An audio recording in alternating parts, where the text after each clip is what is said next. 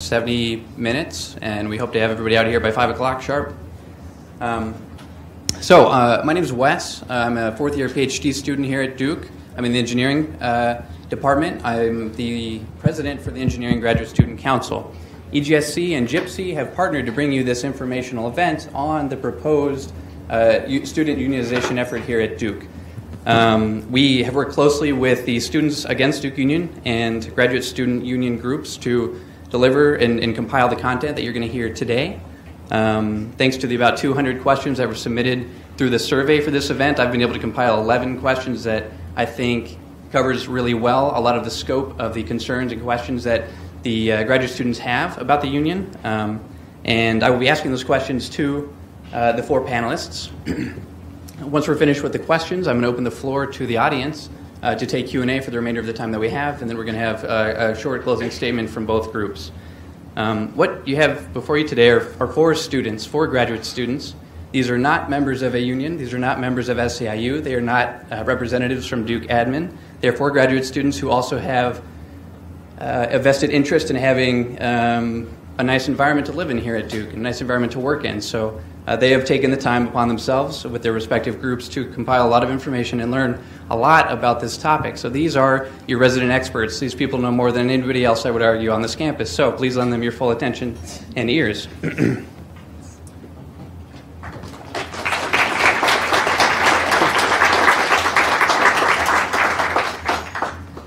Before I let them introduce themselves, they worked together to compile just a few facts that everybody agreed on regarding the process about unionization. So I've got a couple slides on that, and then we'll jump into the questions.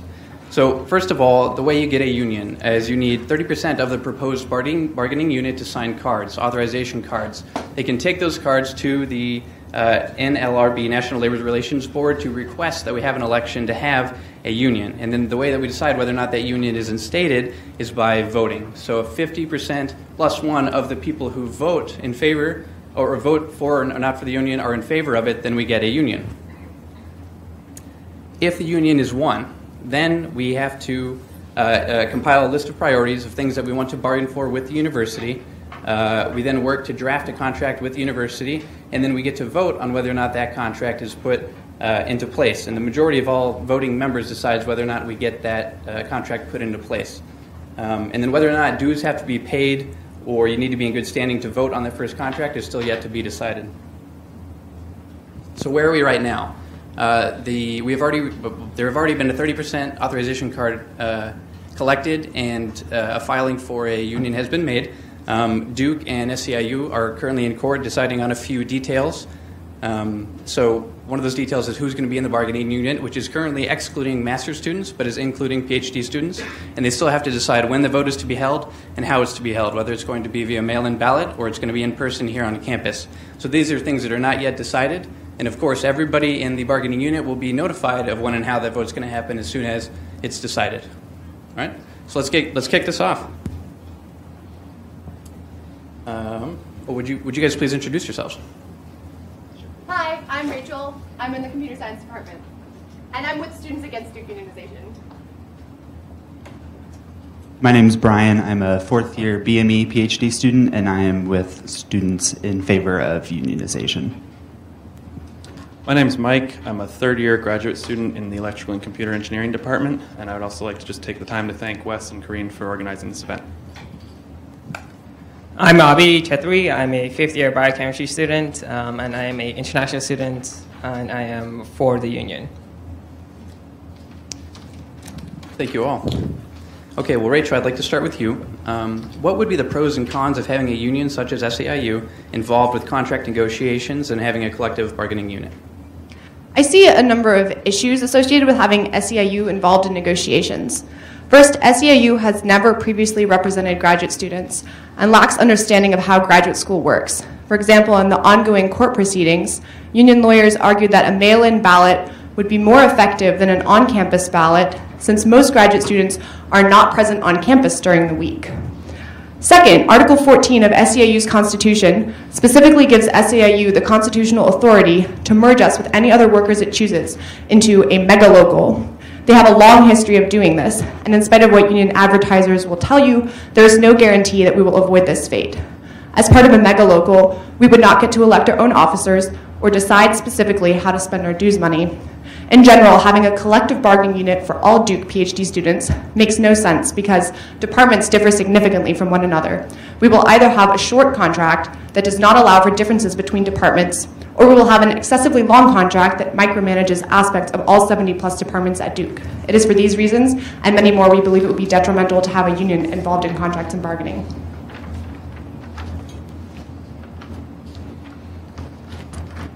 Should I start? Okay, so just to clarify, a union is a group of workers coming together to make improvements at work. In our situation, we as graduate student workers at Duke are the union. Having a union gives us the legal right to bargain with our employer, Duke University, to negotiate the terms and conditions of our employment. In our present status as non-unionized employees, we do not engage in contract negotiations. As members of the union, we can participate in negotiations in many ways. For example, we might serve on the bargaining committee, identify priorities for bargaining, and vote on the final contract. We would also gain access to an expert negotiator provided by the union to work with us to achieve our desired changes. Like any democratic process, participation in contract negotiation would require the involvement of individuals and need to invest time and communicate with our colleagues. These could be seen as drawbacks, since we are all pressed for time as it is. Investing this time, however, allows for better decision making, and communicating with our colleagues fosters community. While SEIU does have legal and tactical experience, they do not have experience representing graduate students. And while in the contract negotiations, the administration is legally required to negotiate in good faith, if we force the administration to commit to long-term, legally binding contract details, they will necessarily have to reduce the benefits that they can promise, which will be more risk-averse. By not optimizing our benefits every year, we enter into a contractual straitjacket which fundamentally limits the flexibility with which the administration can adapt to our needs. So SEIU is the fastest growing union of higher education workers, and we will be joining over 150,000 others. As SADU has mentioned, contract negotiations and legal hearings can be complicated. That's why having a powerful union supporting us ensures we will have a strong contract. At the end of the day, we get to vote on our contract. We want a mail-in ballot system because there are people out in Beaufort who will not be able to vote on campus. And we want our union to represent us, and we want everyone to be represented. Thank you. Second question, Abhi, we'll start with you. What is the range and types of fees that can be involved with the student union? How will this be impacted if students opt out of paying the fees, and can this impact our taxes?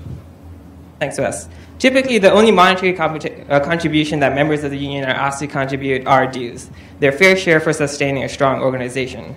Dues tend to be in the range of 1% to 2% of negotiated pay before taxes, and dues can only be increased by the vote of the members. In North Carolina, no one has to join the union and pay dues, even though all workers benefit from the collective bargaining agreement that the union is still obligated to represent all workers. Dues are also tax deductible, but would otherwise have no impact on our taxes.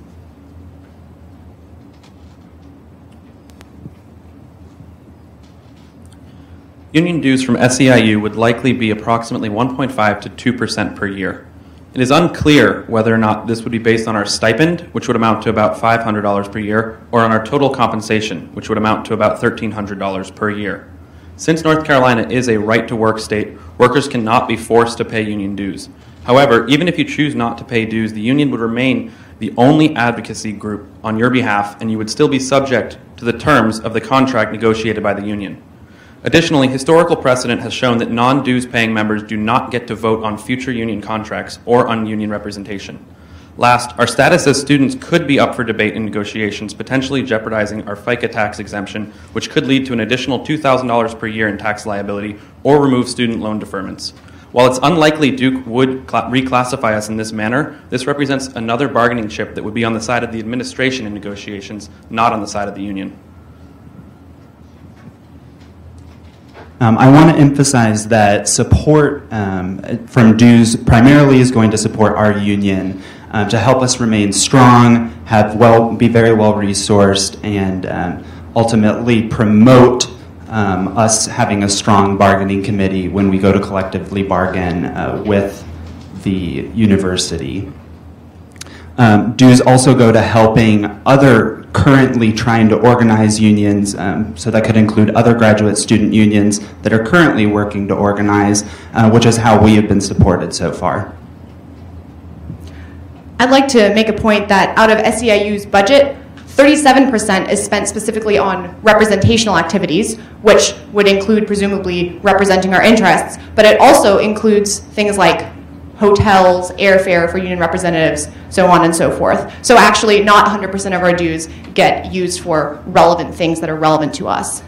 Furthermore, if you don't pay your dues, then based on historical precedents of how the vast majority of unions operate, you would not get to vote on subsequent contracts. Cool, thank you. So I know a lot of people have been wondering, we have some benefits currently. How are those argued? Who gets to be a part of those conversations? Who would get to talk about the first contract that's put in place? And then how do we select the people that are on the committee that determines that contract? And Rachel, you can start. So Duke communicates directly with the GPSC Financial Committee and the Young Trustees, which advocate for graduate student benefits. There are also department-specific avenues which have resulted in particular improvements, such as better childcare packages within the ECE department when the students in that department advocated for it. Duke already has a vested interest in creating good benefits packages to attract high-quality students from around the world. They have no motivation to suddenly start slashing our benefits and making our lives miserable, because then future students wouldn't want to come here. Our benefits already exceed the benefits that many public unionized schools have had to fight for. For example, we get $5,000 per year for childcare here versus only $3,600 at the University of Washington, which is unionized. We get 7 months of paid parental leave versus only 7 days at the unionized University of Washington. With a union, all of our current benefits would be subject to change, and it will become especially difficult to flexibly implement department-specific benefits as needed. Overall, negotiating a contract through SEIU has numerous disadvantages. Our package is already one of the best in the world, and we have effective avenues established for improving it further. Currently, decisions about working conditions are determined by the Duke administration. By forming a union, we would be able to have a voice through collective bargaining with upper-level administrators to negotiate the terms of our working conditions. We will select our own bargaining committee through a democratic process.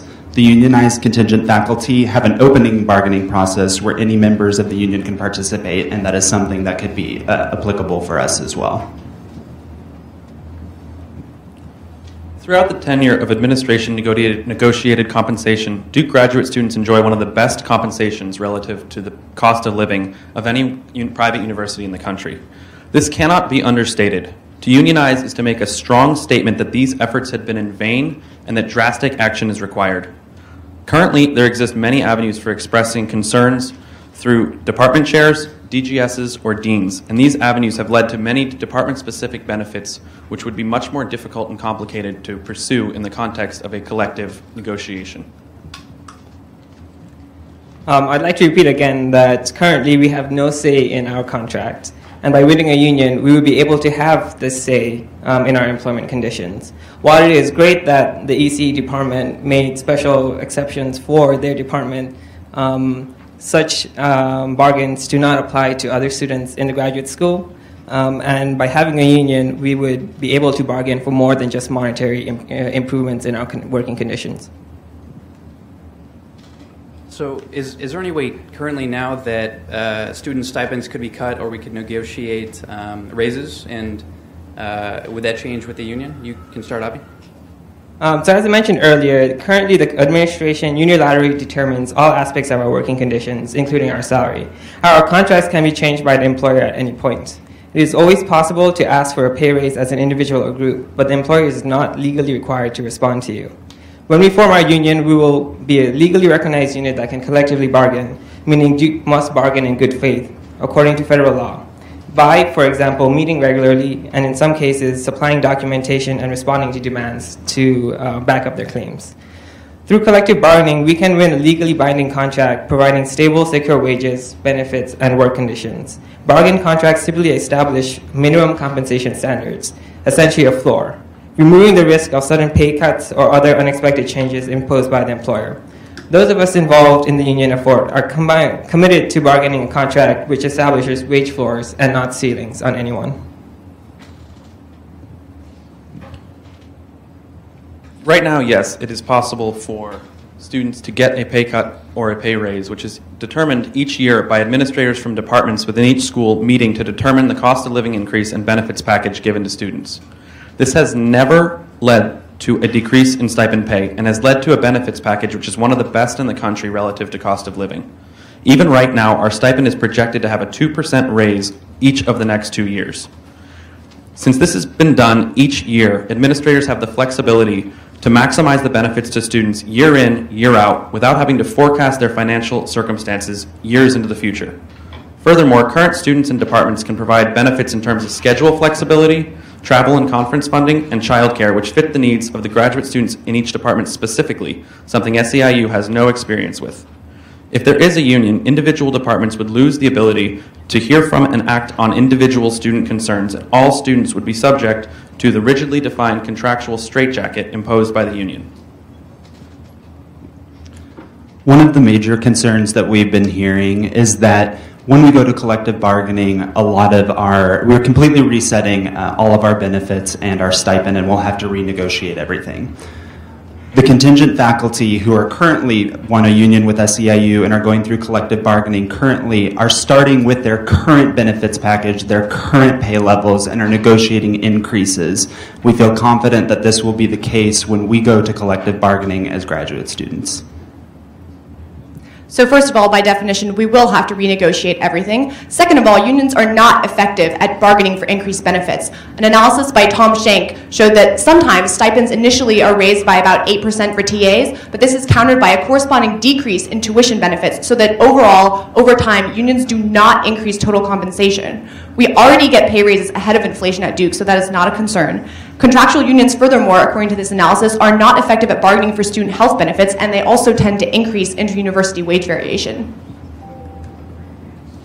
So what do graduate students have now to change policies or submit their grievances, and what are the strengths and weaknesses of the current system, and how could that change if we were to unionize? Rachel? So graduate students currently approach faculty, professional advocacy groups, and deans, and the policy changes and grievances are approached at the relevant level. We do not believe that unionization will improve the grievance procedures at Duke. In multiple union contracts, including New York universities, there is only one line about sexual harassment, for example. The university's sexual harassment policy will be prominently posted. That's it. Of important note, if harassment charges are filed against another student or faculty member who are part of the union will be required to represent both the perpetrator and the victim, which is a significant conflict of interest in settling harassment cases. Unions themselves can also be perpetrators of harassment. SEIU specifically has over 146 cases filed against them for harassment, as well as 169 cases filed against them for threatening statements. Union contracts typically require that grievances be filed directly with the union. This process is often so difficult that some people report not filing their grievances. Failing to follow the specified union timeline can, quote, render the grievance ineligible for further processing. As Rachel mentioned, GPSC is one of the currently available advocacy channels for graduate students to go through. However, because GPSC lacks the right to bargain for improvements in terms and conditions of our employment, GPSC is limited to making recommendations or asking the administration to make changes, as they have in numerous resolutions. By forming a union, we effectively change this dynamic. By gaining a seat at the table, we will be able to bargain on equal terms for improvements to our working conditions. Both the report of the Task Force on Bias and Hate and the report of the Task Force on Faculty Diversity determined that the Office of Institutional Equity and/or Student Affairs are not effective in addressing complaints of harassment and discrimination. Based on the findings of these two reports conducted in 2015 and 2016, we conclude that current university procedures for addressing grievances are insufficient and ineffective.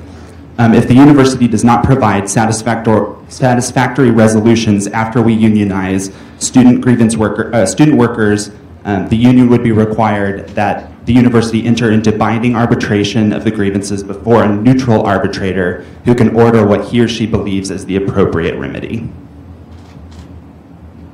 Currently, students can advocate directly to raise their concerns through their department, school, or through groups like Gypsy. This has led to different department-specific benefits that have been furnished, and this has led to the ability of the administration to adaptively meet the needs of its students. Regarding harassment, there are no objective or academic publications which can evidence the idea that unionizing will reduce harassment at Duke.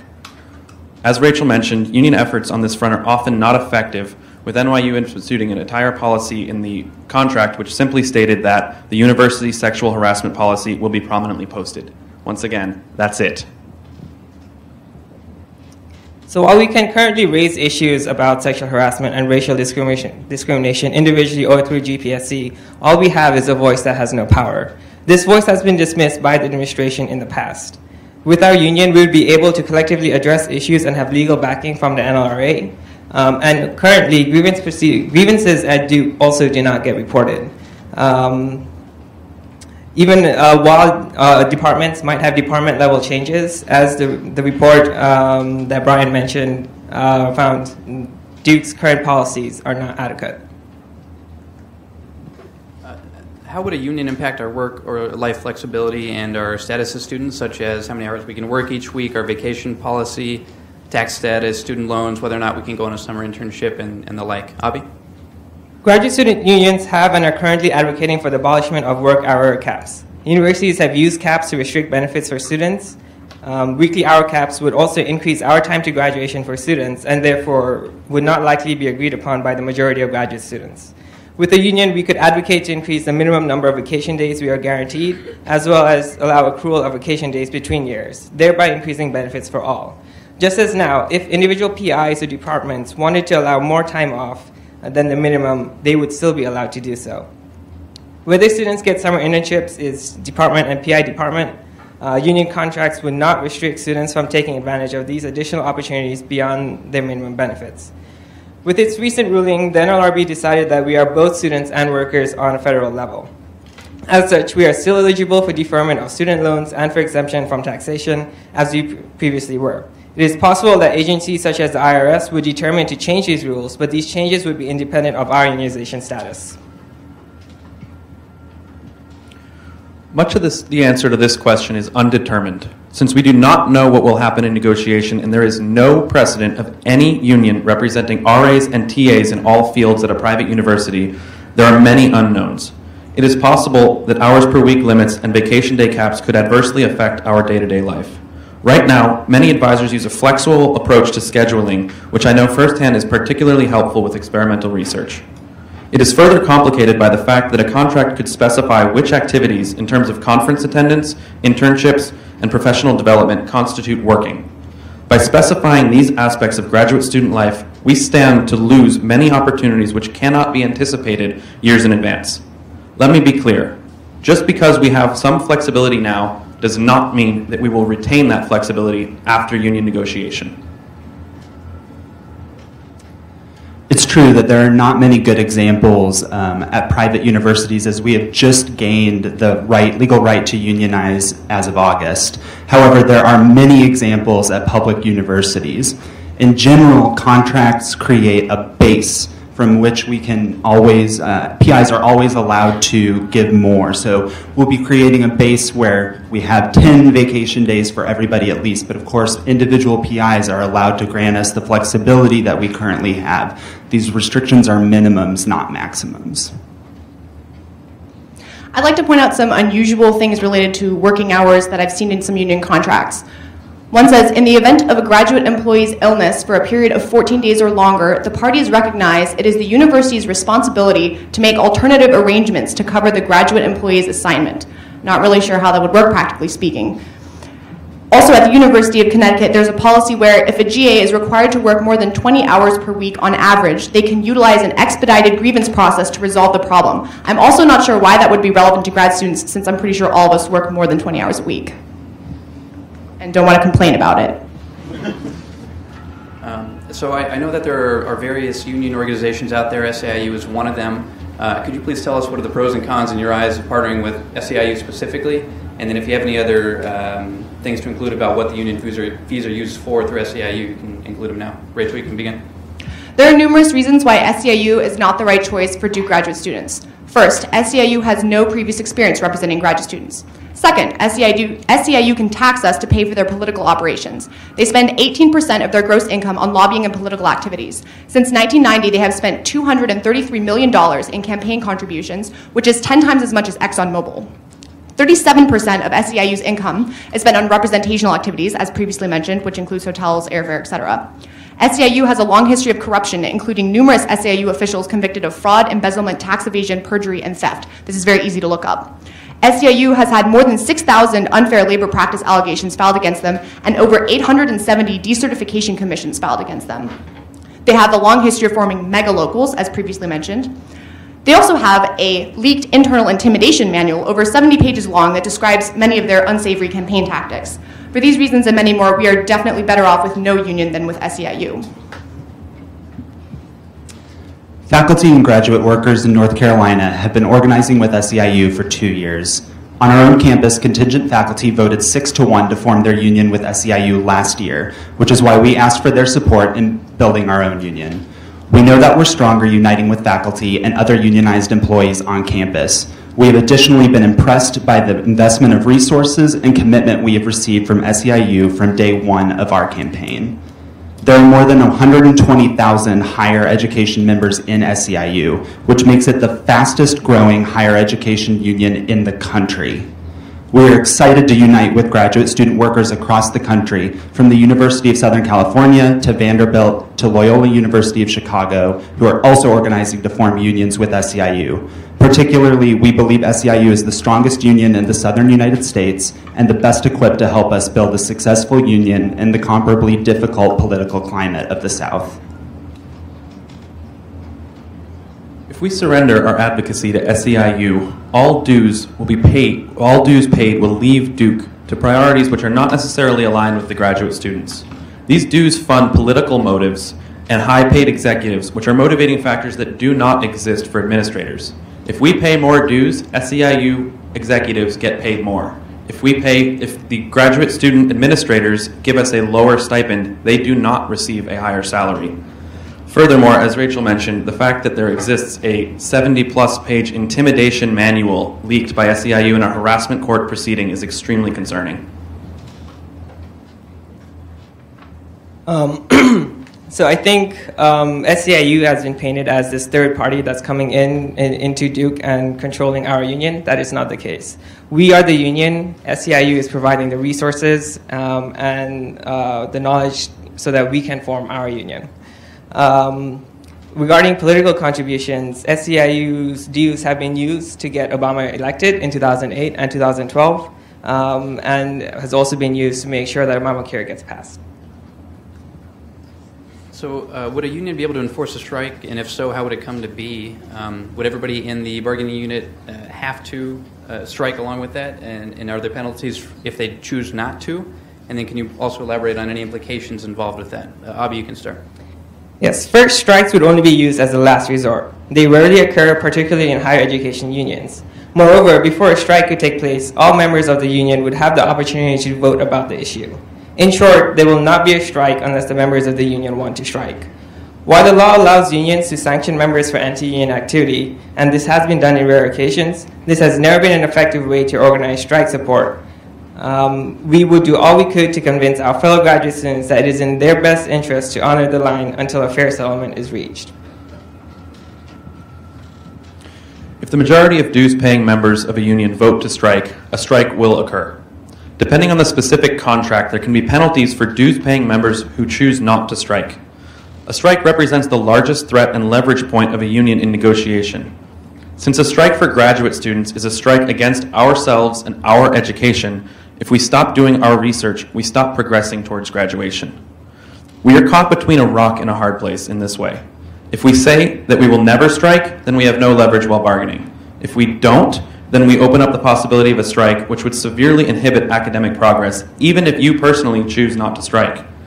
Another important aspect of striking, which I doubt SEIU is even aware of, is the implication of grant-supported students striking. Federal regulations allow graduate students' tuition to be paid by grants if their stipend is paid on a grant.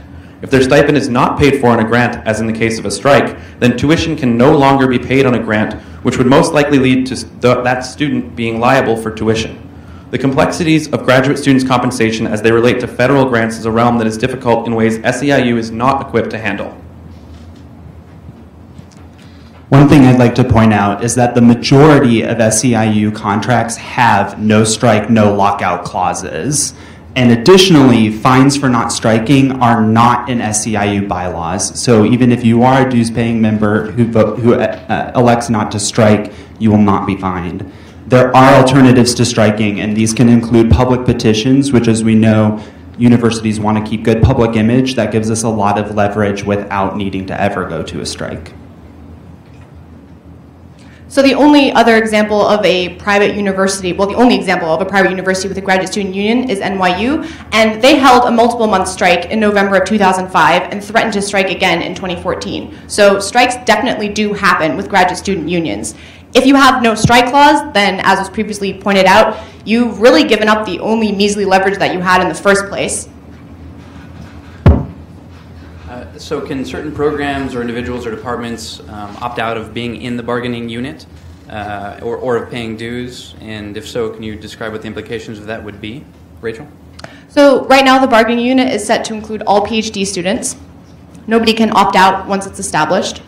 North Carolina is a right-to-work state, which means that students can opt out of paying membership dues. However, the union will still have exclusive representation of all graduate students, regardless of whether they pay dues, for matters ranging from pay to work hours. Current student advocacy groups, including GYPSY, EGSC, and SAGE, would likely be limited or invalidated. Page 18 of the SEIU Constitution, as well as local SEIU frequently asked questions pages, mention that it is only members, people who pay dues, who vote on contract modifications and the decision to strike. You must pay to have a say.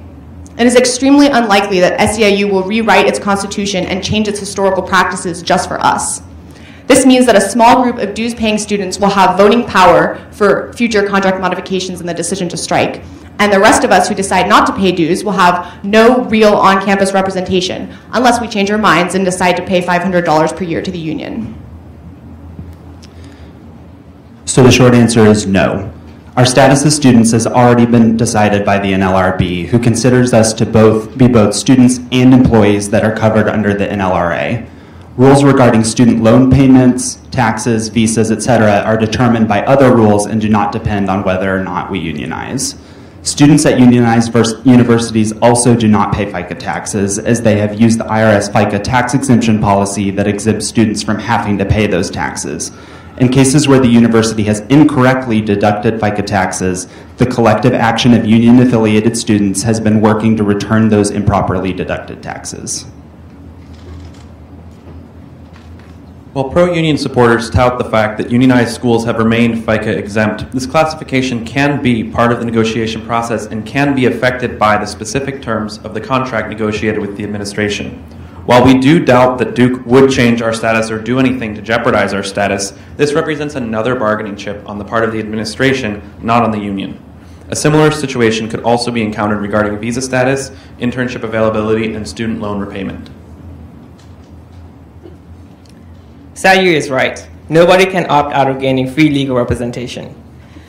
At the end of the day, right-to-work laws weaken our organization. And the only way to fight back to the Republican anti-union laws that have dominated in the South is to pay dues for a stronger, vibrant organization. If, as they claim, that Duke has all these bargaining chips and they would bring these to the table, I would like to remind you that they currently hold these bargaining chips. And right now, without a union, they may change and use these chips against us without us having any opportunity to say anything about it. All right, thank you, Javi.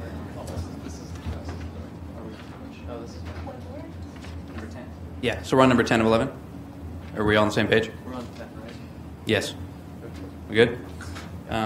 Okay, so if we were to unionize, would that... I think you just showed the wrong question.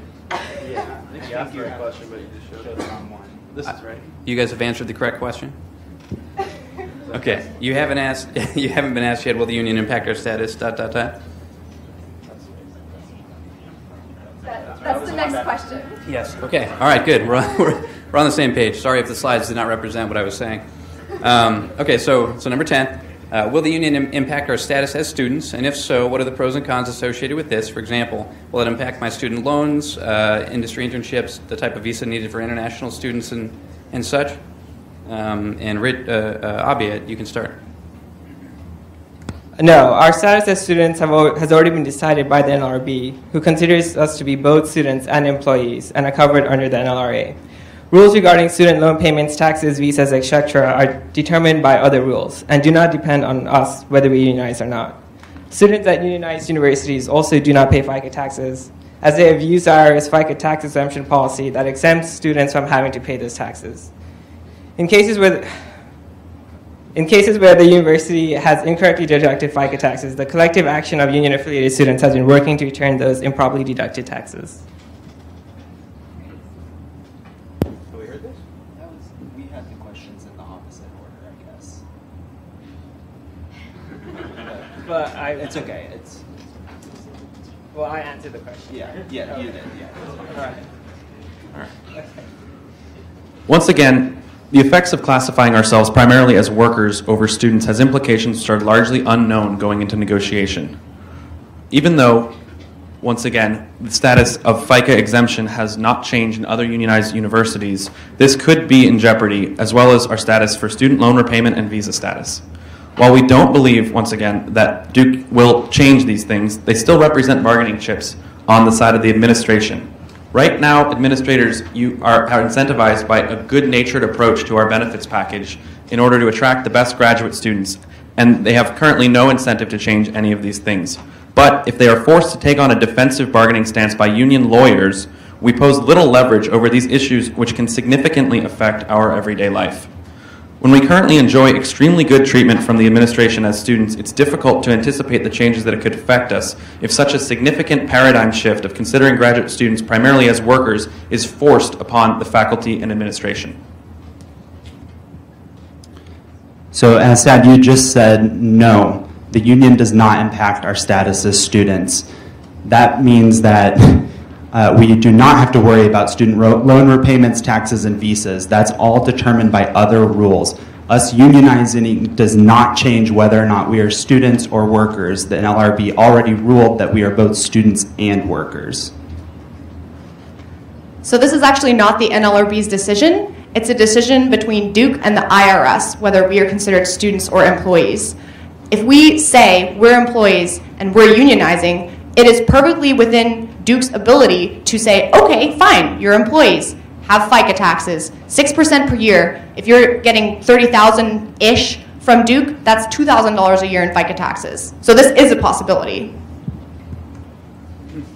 Okay, so I've just got one more question for y'all before we move on to the hard questions from the audience.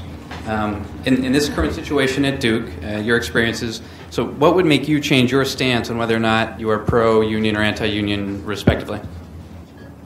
So I'm personally pleased with the current package that Duke offers and the current methods that we have available for solving problems. I don't really like extra bureaucracy, and I don't want lawyers micromanaging my grad school experience.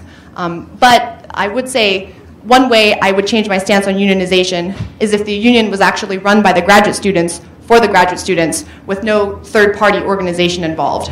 So I would be pro-unionization if a union meant that all grad students came together, put $600 into some bank account, and then collectively decided how to spend $1 million a year. I thought we had a minute for this. Okay, the end.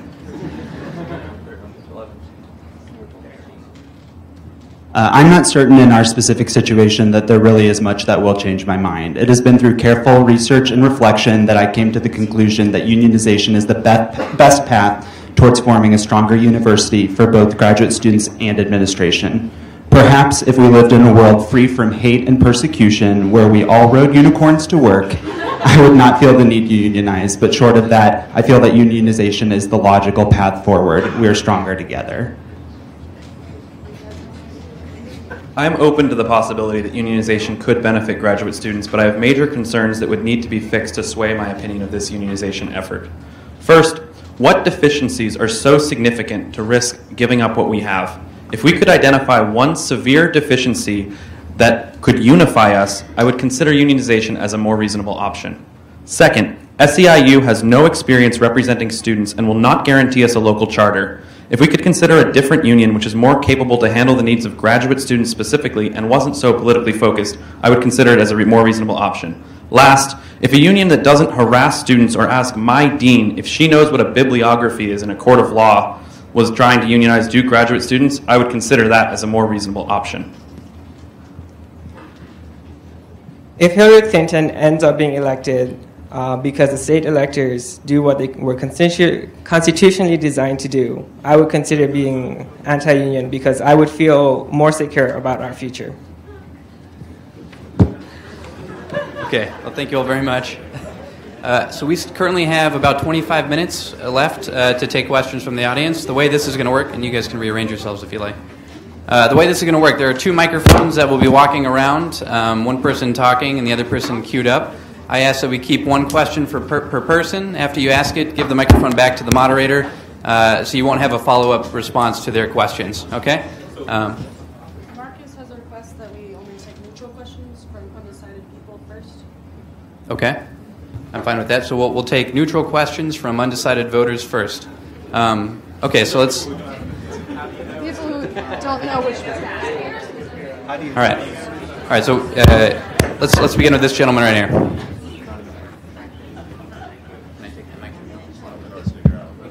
Thank you for being here. So the pro-union side has been saying that the negotiation will be on the floor. We would only negotiate the floor. So I'd like the against side to comment on whether you think that is true. Because if the negotiation is only about the floor a benefit, then that seems like a benefit without the risk to me, right? Because we can always increase from that floor. So I want the against side to comment on that. Hello? Okay. So just to clarify that I understood your question is that if it's true, is it true that there is no, we would start from a floor and that really there's no, that we'd start from what we have right now? Not necessarily from what we have right now, but that we only have a floor, and any PI who wants to give more can always give more. Is that true? That would depend on the specific nature of the contract. The first thing I want to point out is that we would not necessarily start negotiating from what we have now. So the contract negotiated would have to be something the administration can promise years into the future, and whereas right now they don't have to do that. So it's possible we would lose current benefits. And as for whether or not there would be any ceiling on the benefits in the contract, that would depend on the specific contract negotiated by the union. And currently, the administration exhibits no caps on anything like vacation days and stipends and anything like that. But it's possible that through union negotiation, that type of thing could come to be. So basically, everything is kind of set back to a starting point and then redeveloped more or less from scratch. And if you look at the actual evidence, there are several papers that we have in materials that we'll be distributing widely after this that show unions are not effective at, for example, increasing stipends over the long run.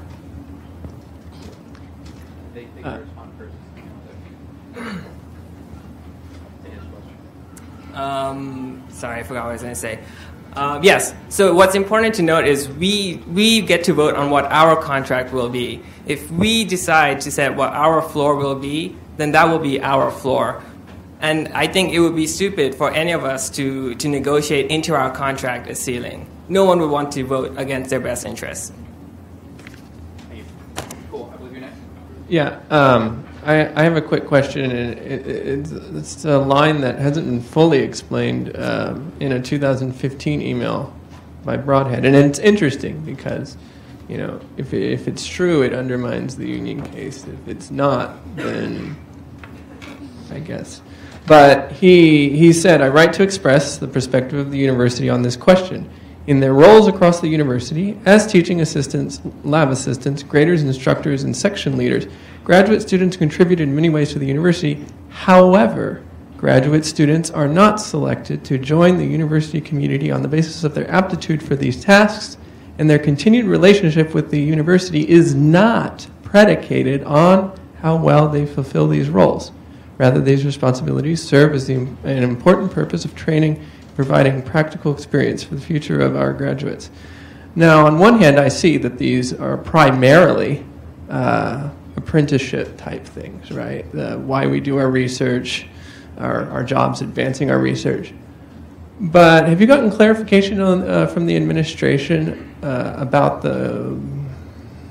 any of you, about it not that even if we were to perform our tasks poorly, is what it's implying, that we would still have a relationship with this university.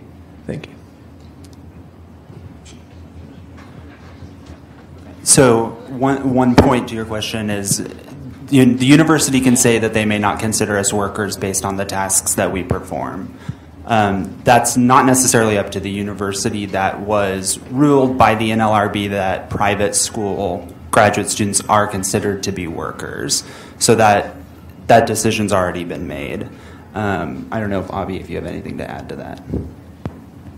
Oh, when I saw the email, I was personally very offended because I was accepted to Duke because I have a Bachelor of Science in Biochemistry. I did 3 years of undergraduate research. I'm sure all of you did research. I'm sure all of you majored in your specific fields and then decided to come to Duke because you love those fields so much that you wanted to continue doing it.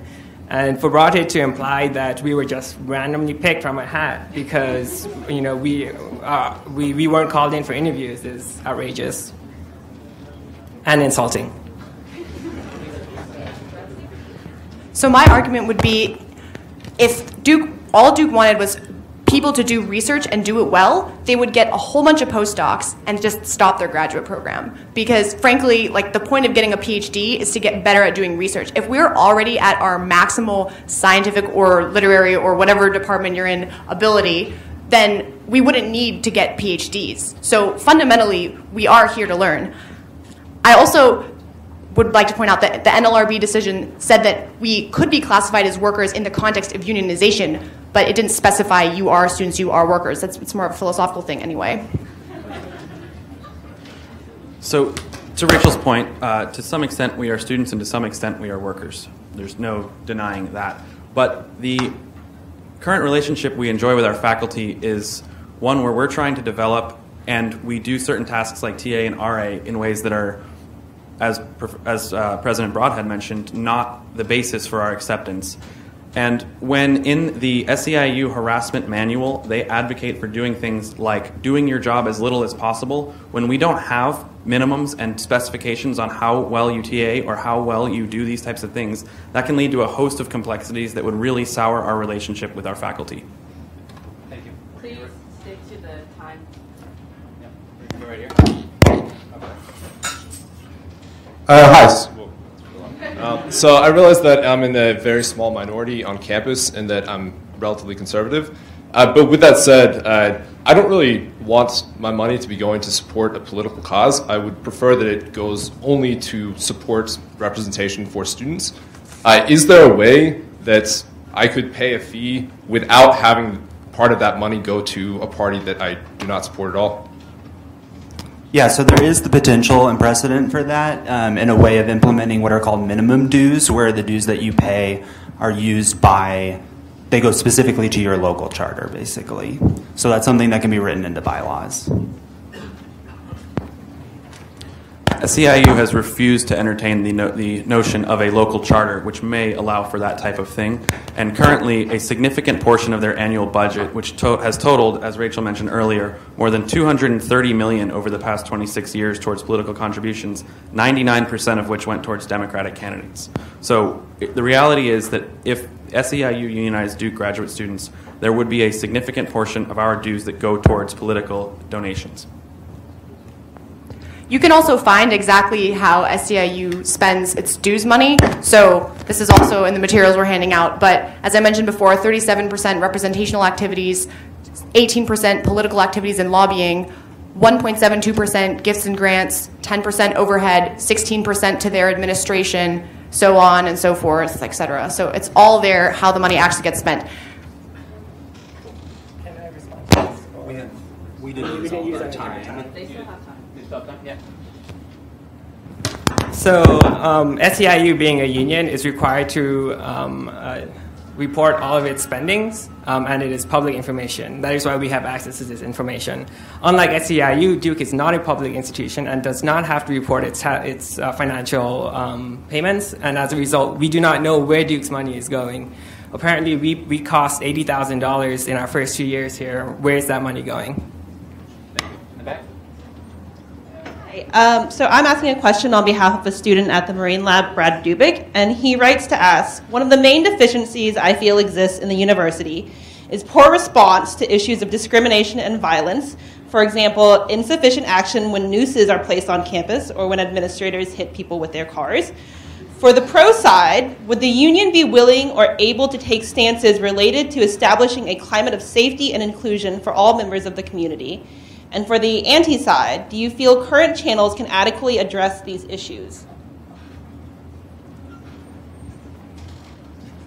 So yes, the union does have mechanisms to help with that through changes of grievance procedures, and the university or the union can provide a legal counsel for people who have grievances against something that has occurred, so legal action can be taken outside of the university and arbitrated through a third party independently of Duke, and does not take Duke's interests into account when making those sorts of decisions.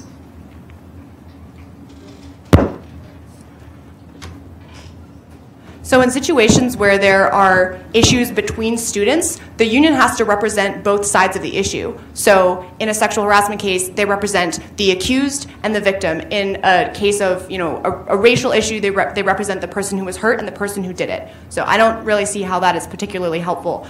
Furthermore, in the recent report of the Task Force on Bias and Hate, which is a really good report that you all should read, they make lots of suggestions for how to improve the way Duke currently works for handling these issues across all universities, and really a lot of aspects of life in this country. There's a lot of room for improvement on these issues.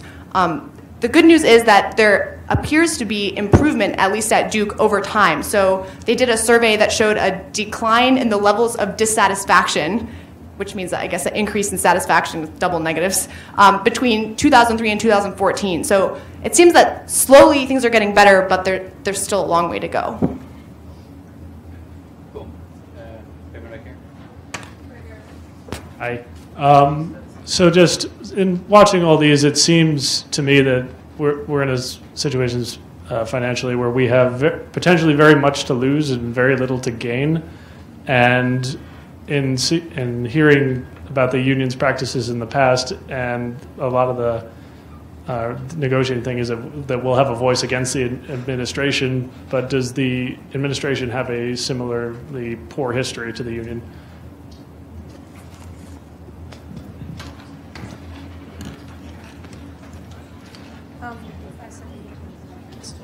I'm sorry, can you repeat your question?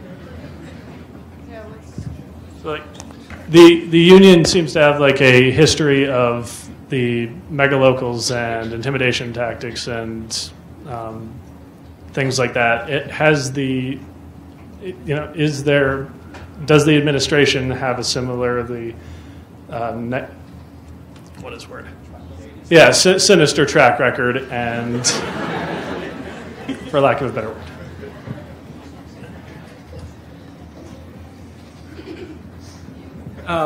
Okay, I hear your concern. I mean, with any big organization, there's always going to be black eyes if you look into the past.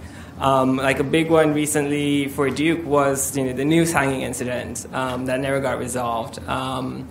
If you go back even further, there was a lacrosse case that was handled terribly.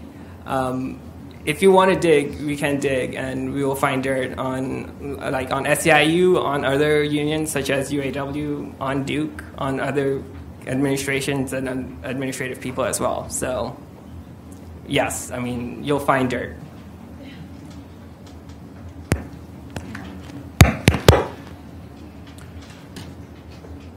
It's one thing to find isolated incidents in the past of a university, but SEIU, as we've mentioned a few times, has an intimidation manual or harassment manual that's over 80 pages that was revealed in a harassment case.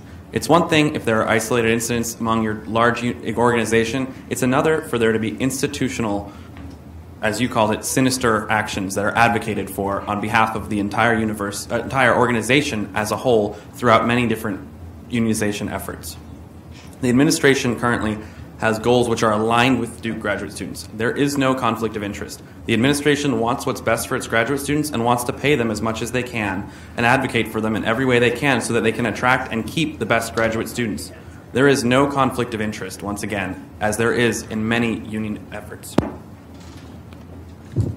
So the administration and the history of Duke University is, in terms of how it treats its graduate students, is not in the same category as SAIU at all. SAIU has a much longer history of lots of issues, as we've mentioned. Okay, and the Duke and the graduate school already operates on a negative budget, so they're giving us just about as much as they possibly can. We got a 12% raise over the past 7 years. Thank you. I'm sorry. Can please, you guys, we've gone over time a lot of times. It's 1 minute. Is it 1 minute for both of us, or 1 minute each? Oh, sorry.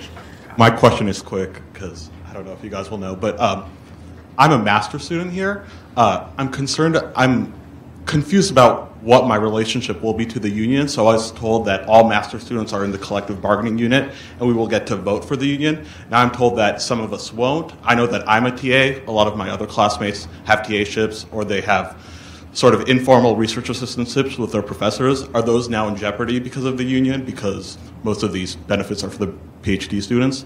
I'm just a little bit confused about that, I guess. I didn't even know that it was decided that we weren't going to be voting for it. Also, if the union does pass, all these benefits are going to the PhD students, but does the union still represent us? We are graduate students. Our tuition goes to the graduate school. We're just kind of confused about everything. Yeah, so that's a good question. Initially, the original petition was for master's and PhD students, and then in some court proceedings that are ongoing, it looks like the bargaining unit has been, they've eliminated master's students from the bargaining unit as of now. So it's just PhD students at the moment. Even if you teach as a master's student, the union would just be for PhD students at Duke. But what about after the union passes and I teach, I'm a TA, will I now be represented by the union? No, so it's the union will only be representing PhD students. So even if you're a master's student and you teach, the union will not be representing you. Do you see any like? All right. Sorry. Yeah. Oh, you can come talk to us after. Okay, I'll find. You guys have any answer to that? Yeah. So we wanted, as DGSU wanted to include the master's students in our union, but the Duke lawyers challenged it, and in order to try and expedite the process, our lawyers decided to try and drop you out so that we could get through voting sooner. So with regard to your question about whether you would be represented by a union, what we can always do is we can always have you vote at a later date. So all master's students, for example, if Duke would be amenable to having you guys become unionized, you could also always vote to become part of the union. Hey, so this is directed towards the pro-union side. There's been talks today about how, we can vote on this, and there's been other conversation before in other meetings where, if it's a bad contract, I won't vote on that. But I have a question for your side that the National Labor Board Act doesn't have any statute that requires that an employer and a union reach an agreement. And so that in the negotiation process, it could very well be that an impasse is reached and that a unilateral decision on the employer side is passed down. So are you all concerned that we may actually have more of a minor voice in that? So yes, we would both sides would have to bargain in good faith. Duke cannot come to the table and deny our request or our negotiations without any legal. They could deny us 3 times, and then after the 3rd time, they would be required to show evidence why they couldn't meet our demands. So for example, if it's a monetary issue, then Duke would have to open its books to us so that we can see where exactly Duke is spending its money, and we could then advocate and say, this money is being used poorly, let's spend it this way, and we can come to an agreement in that regard.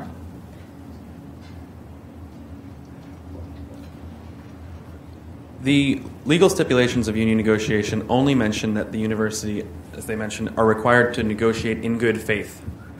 And right now, the administration is motivated by the fact they have a good-natured approach and they have aligned goals with graduate students. What they are able to promise, even in good faith, can be lower than what we have now due to the fact they will be required to promise it for many years into the future in a way they don't have to do right now. So even in good faith, the benefits package could be significantly lower than what we receive now when it's negotiated year in, year out. Hi. I just have a pretty specific concern regarding this idea of mega local unions, and I'm wondering if you can clarify what the implications are of being in a mega local union. Does that mean that non-graduate students could be voting for graduate student issues raised by the student union? So mega locals, which SEIU historically really likes, it's mentioned in several books, basically means that they take you with other kinds of workers to have a charter, which means you don't specifically elect your own officers and you don't specifically say how exactly your dues are going to be spent. My understanding is that you're still able to vote for, you still have your own contract, so my understanding is the contract is still separate, but it's still not an optimal situation. The optimal situation is to have a local charter for your own, which other unions besides SEIU have offered to graduate student unions in the past. One thing I want to say is that there is the potential for us to have a local charter here. That is not something that's off the table. We will be one of the largest unions in North Carolina if we form, and SEIU has told us that we have a good case to be made to form our own local or even affiliate if we want to with other graduate schools that are currently trying to unionize to form a local with them where all of our needs would be similar and so we wouldn't get lumped into this sort of mega local. Yeah, so, hi. So this debate was framed as sort of like neutral and the research was going to be vetted on both sides, and I don't think that happened today. I know that there were a lot of resources used by one side of the equation that were actually not agreed on before the debate, and a reference was put forward that is actually a master's thesis that is not peer-reviewed research. The work by Sheck et al. Is a master's thesis and actually comes to the conclusion that graduate student unionization is positive in most aspects. I'd encourage you all to actually read it thoroughly. But I just wanted to ask both of you, therefore, what peer-reviewed research, as research scientists, most of us are research-involved people, what peer-reviewed research says about graduate student unionization. So first of all, I'd like to point out that the thesis, I would encourage you to all go read it, because when we read it, the things we said are basically direct quotes out of that paper. So please go read it. As far as peer-reviewed research, you can read Rogers, Eaton, and Voos, published in 2014, Effects of Unionization on Graduate Student Employees, Faculty-Student Relations, Academic Freedom, and Pay. You can read Ehrenberg, Ronald, Klaff, Kesborn, and Nagowski, published in 2002, Collective Bargaining in American Higher Education. And that was from a Cornell Higher Education Research Institute conference. So we have these references also available. You can go read them. Unfortunately, because there aren't a huge number of graduate student unions, there also isn't a huge body of literature on this, but we have read through lots of the literature on this subject, and we invite all of you to do so as well.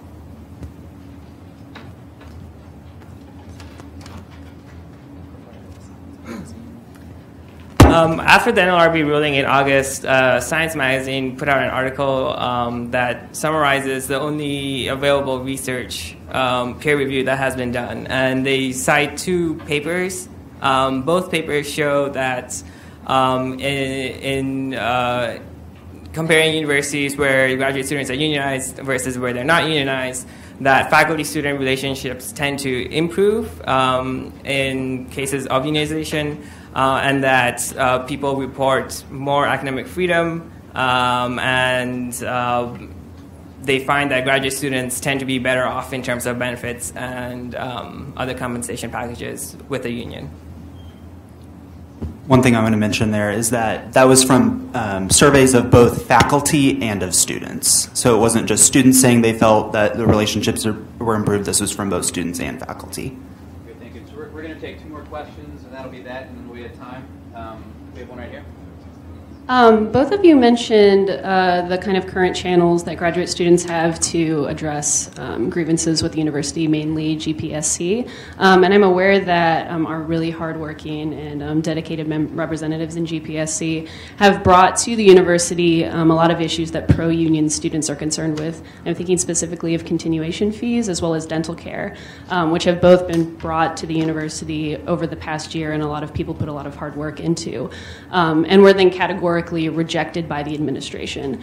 So for both of you, if the union were to fail and people were to vote against having a kind of legally protected opportunity to have conversations with the university that they have not been willing to have for, at least from what I know, dental care has been on and off the table since 1994. What channels do we have if GPSC is not working and people don't want a union?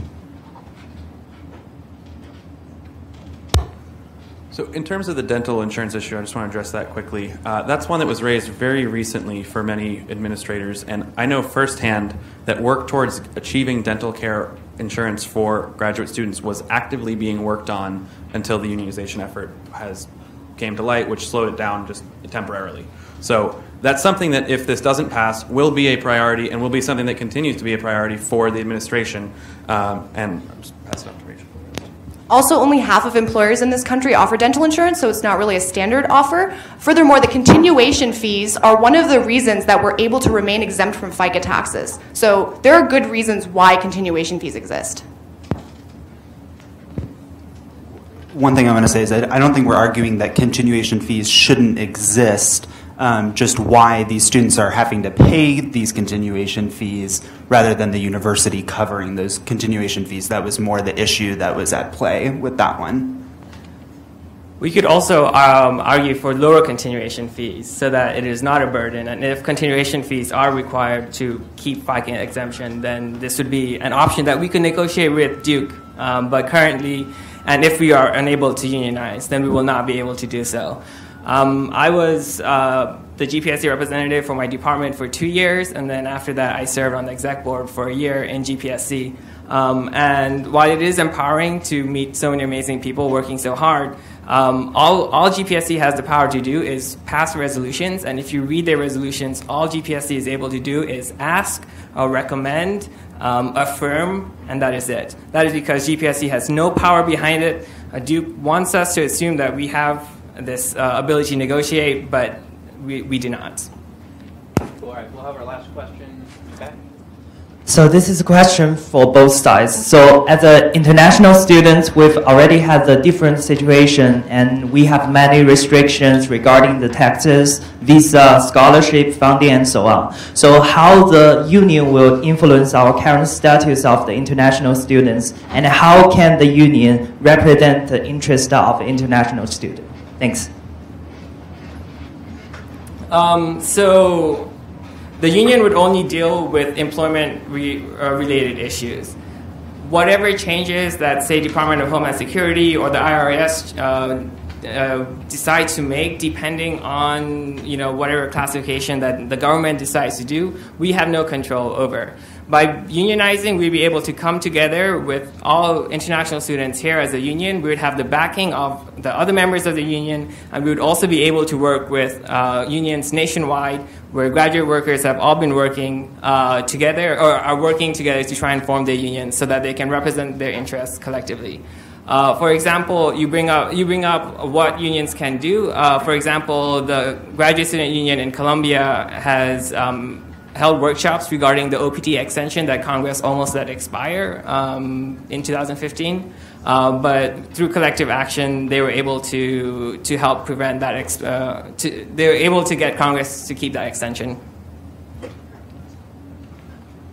This is another example of something that, while it's likely that things like visa status would not change, right now Duke University administrators have an incentive to make visa status and everything surrounding that as easy and as attractive as possible to all international students. In the context of a negotiation with the national union, it's possible that the union lawyers don't know the intricacies of visa status as they relate to graduate students, and it's possible that the status could change through negotiation or through some aspect of the contract negotiated by SEIU. Cool, very good, thank you. Okay, so we have one more comment from Marcus, our GPSC president, and we'll move to closing statements. Yeah, so first, I want to say that it is really empowering and it's encouraging to see that both sides are so well researched, because ultimately we're on the same team. We want what's best for Duke. We just disagree on process and method. And it's encouraging to see that we were able to get together and have a productive conversation. What I want you all to keep in mind is that regardless of the ultimate result of whether we have a union or not, that GPSC is currently the representative body of Duke's graduate and professional students, all of us, and that there have been varying levels of productivity and effectiveness of GPSC in the past. But you all may have been able to see, based on our email communications this year, that we've been way more productive. Now, this is not to, I think one thing I want to point out to you all, because you all may have wondered, where is GPSC on this? And ultimately, we felt that it was most important to provide a forum for people to talk and figure it out yourselves, because it's going to be potentially all of us that are voting on this. So we didn't want to skew the discussion. But I think it's important for me to say that we're here, that we're working hard behind the scenes, that we have been working with the administrators on several of these issues that were brought up, and there is progress. But the progress has not been able to be released out of fairness for being as neutral as possible in this progress, in this process. So thanks to you all on both sides. Really, we could give it up for these folks up front.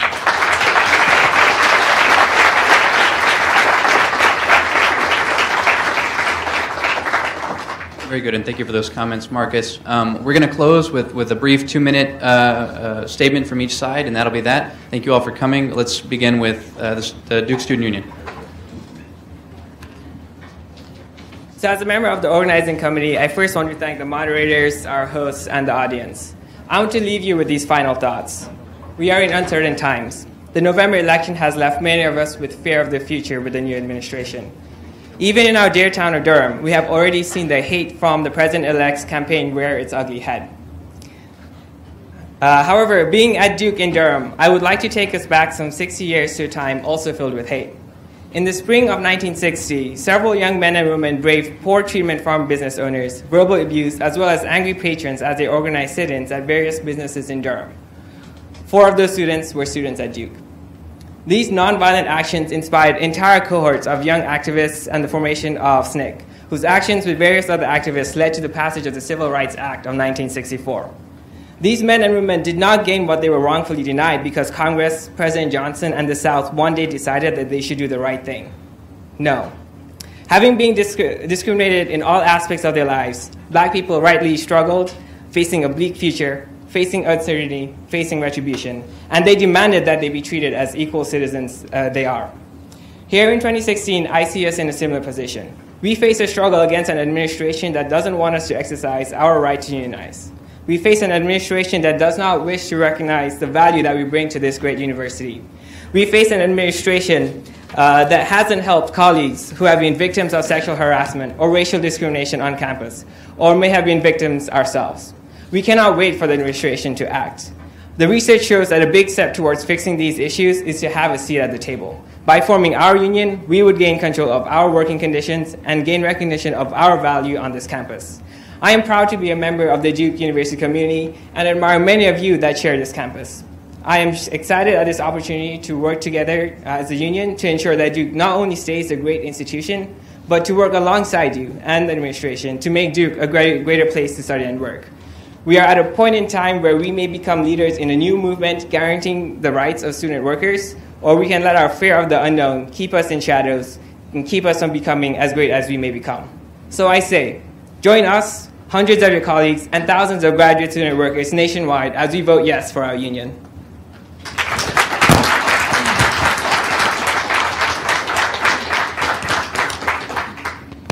To unionize is to make the statement that we, the students, are so unsatisfied with the current treatment from the administration that drastic action is required. The fundamental conflict of interest between workers and management which a union attempts to mediate is missing. Our concerns with taking such a drastic action are exacerbated by the horrid choice of SEIU in particular.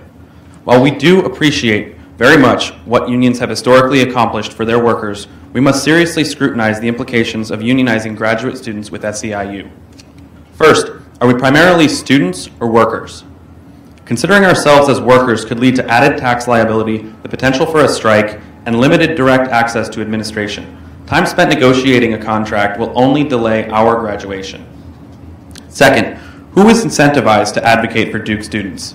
Administrators' primary motivation when determining our compensation is to attract and retain the best graduate students. Meanwhile, SEIU has a wide variety of motives strongly tied to their political involvement and substantial administrative costs. Third, do we want a flexible environment or a contractual straitjacket? By moving to a union contract, all benefits would be rigidly defined, which can severely hinder departments and advisors' abilities to address specialized needs of individuals. Last, do we want a collaborative or a combative relationship with faculty and administrators? By tossing aside their experience, knowledge, and finesse regarding graduate student benefits, we abandon the certainty of retaining our current compensation, which is one of the best in the world relative to cost of living. Instead, we would be faced with significant uncertainty and a relationship with faculty rigidly defined by lawyers and contracts. In conclusion, there is always room for improvement, but we are not in a last resort setting. Why should we race to make such a radical and long-term decision?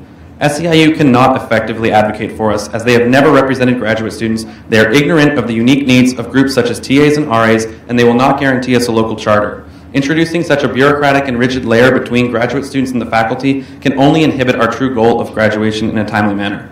Let's consider other union options. Let's pursue other avenues for change through our DGSs, deans, and advocacy groups like Gypsy, and let's importantly retain our right to do so.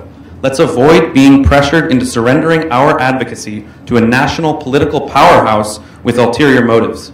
It is with these concerns in mind that I encourage everyone to vote no on this union proposal. Cool. Thank you all.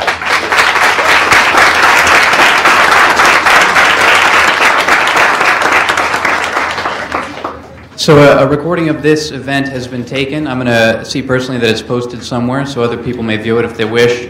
The questions and answers to the first 11 questions that I asked the panel have already been written down and answered, and we will post those soon as well. Thank you all for coming.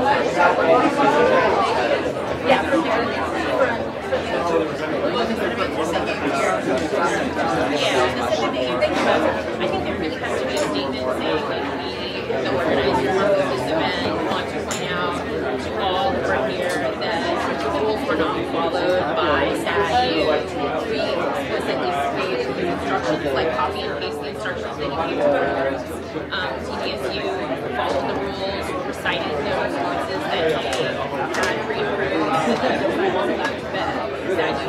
follow those rules, something about that. I think it's different. Like they outsources, they throw out a master's thesis course. They said things that were factually incorrect.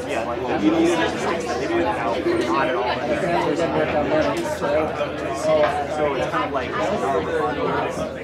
having a chance.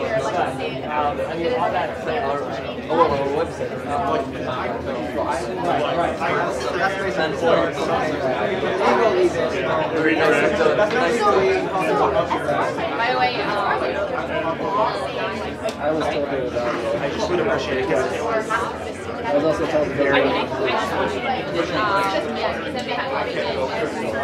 not my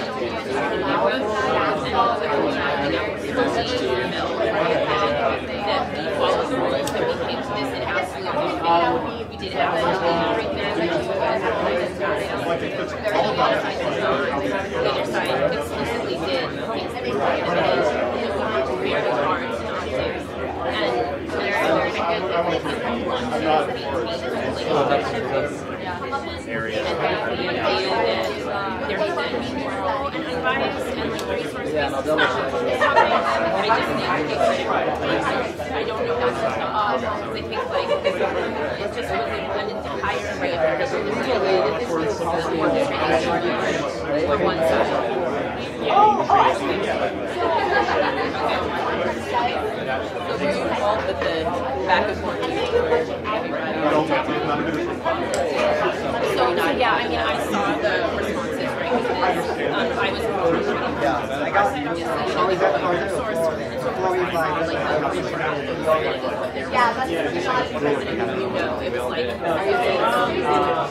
they would absolutely ostrich. They cited resources that we would have challenged if they didn't have massive I could go into incredible detail about all of the inaccuracies. They stated things that are patently untrue, that NLRT ruling clearly defined like that that the right taxes are not the IRS.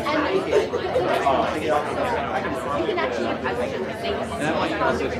taxes that is the IRS when people have a knowledge and the level of misinformation is shared and then absolutely wanted to be accuracy and correct.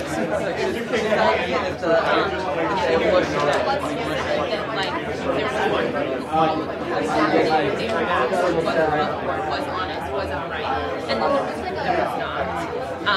And the information that they share, I think that's really going to try to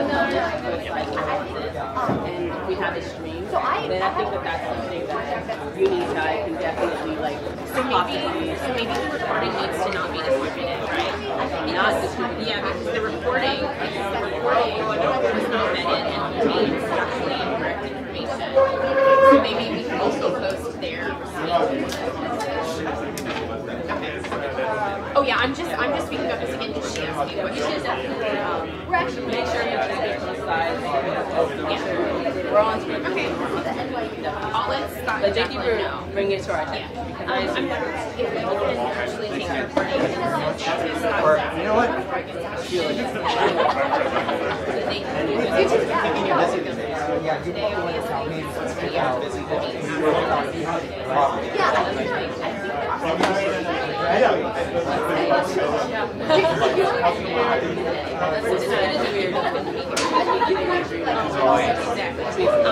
But we'll definitely. At least you have a room to find a one.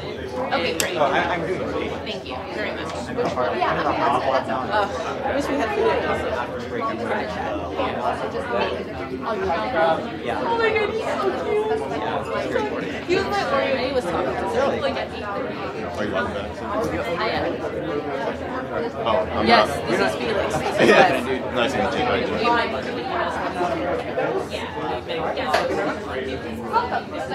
Actually, not even sure.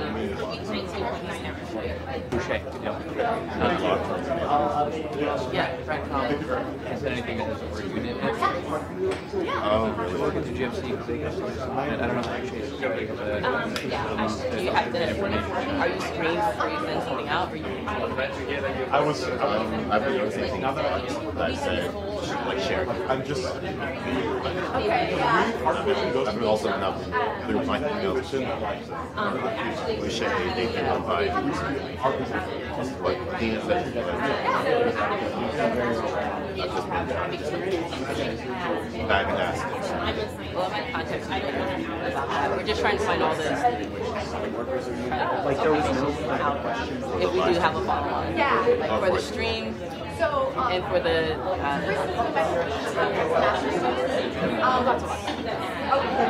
so it's hard to say exactly.